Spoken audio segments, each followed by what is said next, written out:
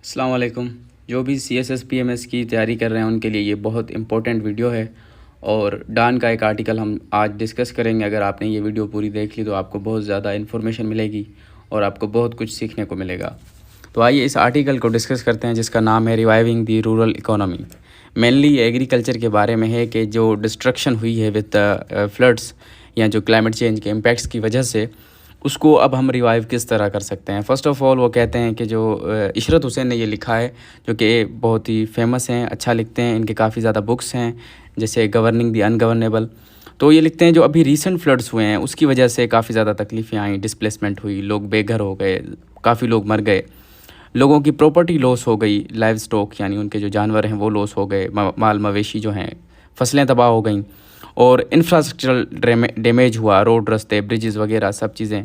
और अब ज़रूरत है कि हम इस डैमेज को लिमिट करें, ऐसे मेजर्स लें, ऐसे तौर तरीके अपनाएं जिससे ये जो है डैमेज जो है लिमिट हो सके। बिकॉज़ इसको हम रोक नहीं सकते, बिकॉज़ ये क्लाइमेट चेंज का इम्पैक्ट ये होता रहना है, हमें इसके ख़िलाफ़ जो है ना रेजिस्टेंट बनना है। तो जो है 2022 के फ्लड्स की बात करें तो वो कह रहे हैं कि सिंध और बलूचिस्तान में जो फ्लड्स आए थे उसकी वजह से 33 मिलियन लोग डिस्प्लेस हुए, काफ़ी ज़्यादा घर डूब गए और जो है माल मवेशी तबाह हुए, फसल तबाह हुए, 1100 लोग मर गए, $30 बिलियन का पाकिस्तान की इकोनॉमी को लॉस हुआ, 10% ऑफ GDP जो बनता है का ग्लोबल वार्मिंग की वजह से ये सब ये हमें पता है और ये विजिबल है सारी चीज़ें। जो बार बार खुश्की आ रहे हैं, ड्रॉट्स आ रहे हैं, ग्लेशियर मेल्ट हो रहे हैं, फ्लड्स आ रहे हैं, टोरेंशियल यानी जो मूसलाधार बारिशें होती हैं, मूसलाधार बारिशें यानी यकदम से अनप्रेडिक्टेबल और काफ़ी ज़्यादा जो है अमाउंट में हो जाना, जो है हीट वेव्स आती हैं और राइजिंग सी लेवल बढ़ रहा है और जो है समुद्री सतह जो है। तो हमें रिस्पॉन्स कैपेसिटी बढ़ानी होगी क्लाइमेट चैलेंजेस के लिए, और जो कि हमारी कैपेसिटी बहुत लो है। का एग्रीकल्चर बहुत ज़्यादा अफेक्ट हुआ है इन जो है अपना डिसास्टर से, आफतों से, और एग्रीकल्चर का एक बहुत अच्छा रोल है इकोनॉमी में। ये बहुत इम्पोर्टेंट है फॉर नेशंस वेल बीइंग, हमारी कौम की बेहतरी के लिए, उनकी लिविंग स्टैंडर्ड्स के बेहतर के लिए, हमारी पूरी इकोनॉमी के लिए ये बहुत ज़्यादा इम्पोर्टेंट है। और इसके लिए चाहिए कि हम एक जो है जामे अप्रोच अपनाएं जिसकी वजह से इसका हल ढूंढा जा सके और एग्रीकल्चर को बचाया जा सके। एग्रीकल्चर के 7 इम्पोर्टेंट लिंकेजेस हैं, यानी किस तरीके से एग्रीकल्चर जो है बहुत ज़्यादा इंपॉर्टेंट है। अब हम उसकी इंपॉर्टेंस देखेंगे। पहली बात, GDP में 23% एग्रीकल्चर कंट्रीब्यूट करता है, इनडायरेक्टली 25% जो इसके एलाइड सर्विसेज होती हैं इसके साथ साथ। तो टोटल अप्रोक्सीमेटली 50% जो है हमारी जो है GDP है उसमें एग्रीकल्चर जो है कंट्रीब्यूट करता है, यानी GDP ग्रोथ में बहुत ज़्यादा इंपॉर्टेंट है ये। इन सिमिलर वे जो एम्प्लॉयमेंट है, जो रोज़गार पैदा होते हैं, 37% लोग डायरेक्टली जो है लेबर में काम करते हैं, 60 to 70% टोटल एम्प्लॉयमेंट पैदा होती है रूरल इकोनॉमी की वजह से। और अगर ये इकोनॉमी तबाह हो जाएगी, अगर एग्रीकल्चर तबाह होगा तो अनएम्प्लॉयमेंट होगी, और अनएम्प्लॉयमेंट हमें पता है कि वो एक गरीबी को जन्म देती है, लोगों का परचेजिंग पावर जो है वो कम हो जाता है। Secondly, inflation. अगर एग्रीकल्चर जो है सस्टेन रहेगा तो इन्फ्लेशन नहीं होगी, लेकिन अगर एग्रीकल्चर को लॉस होता है यानी शॉर्टेज हो जाती है गंदम की, वेजिटेबल्स की, पल्सेस की यानी दालें, चावल वगैरह की, तो इससे क्या होगा कि इन्फ्लेशन बढ़ जाएगी। और ऑलरेडी हमारे पास जो है वाइट फ्लोर जो है और मतलब आटा जो है, और उसके अलावा जो है शुगर प्राइसेस जो हैं वो वैसे ही ज़्यादा हैं। और अगर एग्रीकल्चर तबाह होती है तो ये पुअर पे ज़्यादा इफेक्ट होगा, जो 40% तो अपना फूड पे खर्चा करते हैं। फोर्थ, पावर्टी और इनकम डिस्ट्रीब्यूशन। रूरल में 80% पावर्टी है, अर्बन में 11% है। इनकम डिस्ट्रीब्यूशन जो है बहुत अनइक्वल है। टॉप 4% जो है 1/3 जो है हमारी फार्म लैंड एरिया को जो है ऑन करते हैं, और 80% 1/3 एरिया को ऑन करते हैं। और फ्लड्स इस चीज़ को ज़्यादा वर्सन करेंगे और ज़्यादा जो है गैर बराबरी फैलेगी और ज़्यादा गरीबी होगी। Fifth, exports. हमारी 80% मर्चेंडाइज एक्सपोर्ट्स जो है वो एग्रीकल्चर की वजह से होती हैं, जैसे राइस, कॉटन, लेदर।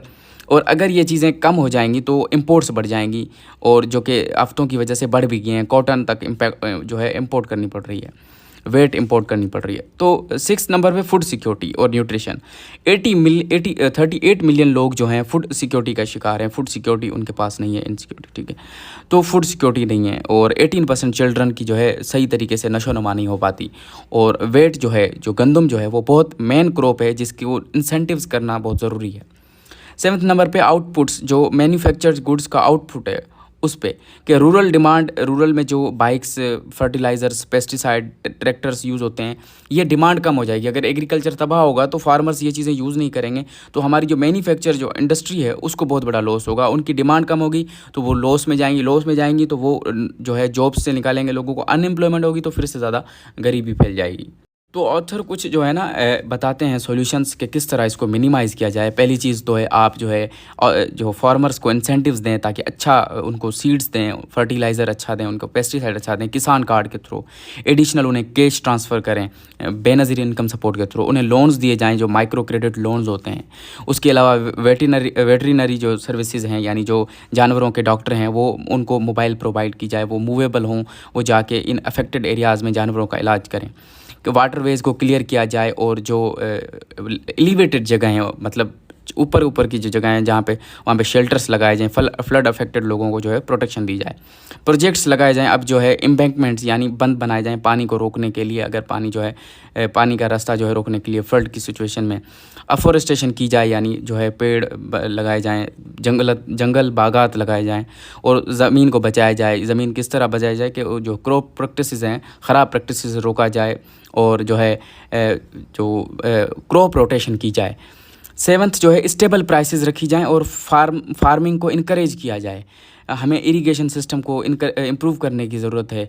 उसके अलावा स्मॉल डैम्स, रिजर्वायर्स बनाने की ज़रूरत है। सोलर ट्यूबवेल्स को जो है इनकरेज करना चाहिए।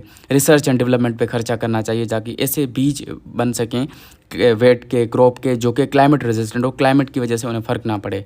उसके अलावा हमें वेट ट्रेड को डीरेगुलेट करना चाहिए, यानी जो ज़िलाबंदी हो जाती है ये चीज़ें नहीं करनी चाहिए। एक हद तक जब प्रोविंस के पास अपना फूड जो है जमा हो जाए, जो कि इम्पोर्टेंट है, उसके बाद जो है डीरेगुलेशन ख़त्म करनी चाहिए।